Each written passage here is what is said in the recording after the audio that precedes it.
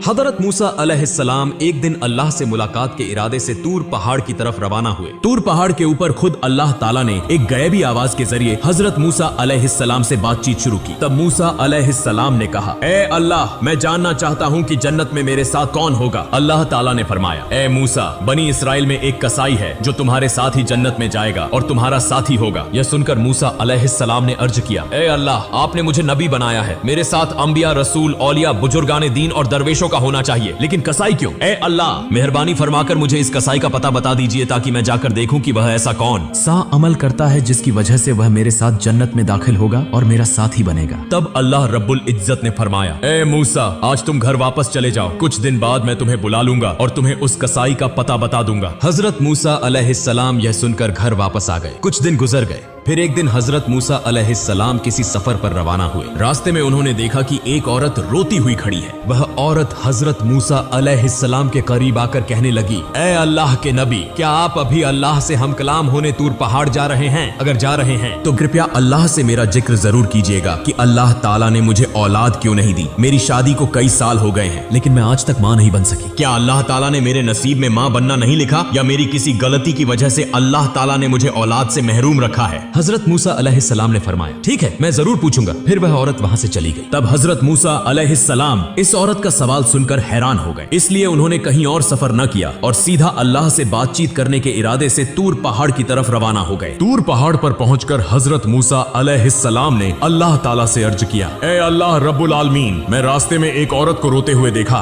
उसने मुझसे सवाल किया कि उसकी शादी को कई साल हो गए हैं, लेकिन वह माँ क्यों नहीं बनी। तब अल्लाह रब्बुल इज्जत ने एक गैबी आवाज के जरिए जवाब दिया, ए मूसा, इस औरत की किस्मत में औलाद लिखी ही नहीं गई, इसीलिए वह इतने सालों बाद भी मां नहीं बनी। बेटी या बेटा अल्लाह की तरफ से ही होता है, अल्लाह ताला जिसे जो अता करे वही उसे नसीब होता है। यह सुनकर हजरत मूसा अलैहिस्सलाम वापस घर रवाना हुए। रास्ते में उन्हें वह औरत याद आई तो वह सीधा उसके घर चले गए। औरत हजरत मूसा अलैहिस्सलाम को देखकर हैरान हुई और पूछने लगी, ए अल्लाह के नबी, क्या आपने अल्लाह ताला से मेरे सवाल का जवाब मालूम कर लिया? हजरत मूसा अलैहिस्सलाम ने फरमाया, हाँ, मैं जान चुका हूँ। अल्लाह ताला ने फरमाया है कि तुम्हारी किस्मत में औलाद लिखी ही नहीं गई, इसीलिए तुम कभी मां नहीं बन सकोगी। यह सुनकर औरत की आंखें आंसुओं से भर गईं और वह झारों कतार रोने लगी। हजरत मूसा अलैहिस्सलाम वहां से चले आए। चंद दिनों बाद एक बुजुर्ग फकीर उस औरत के घर आया और कहने लगा, क्या घर में कोई मौजूद है? मैं एक फकीर हूँ, कई दिनों से भूखा हूँ, बराए करम अल्लाह के वास्ते मुझे कुछ खाने को दे दो, बेशक अल्लाह ताला तुम्हारी नियत पूरी करेगा। फिर उस औरत ने फकीर की बात सुनकर उसे अपने घर आने दिया और उसे 4 रोटियां खाने के लिए दी। इसके बाद औरत ने कहा, आप तो अल्लाह के बंदे हैं, बराए करम अल्लाह ताला से मेरे लिए दुआ करें कि वह मुझे औलाद अता करे। फकीर ने रोटियां खाने के बाद दुआ की और वहां से चला गया। यह वाकया गुजरे कुछ साल हो गए। एक दिन हजरत मूसा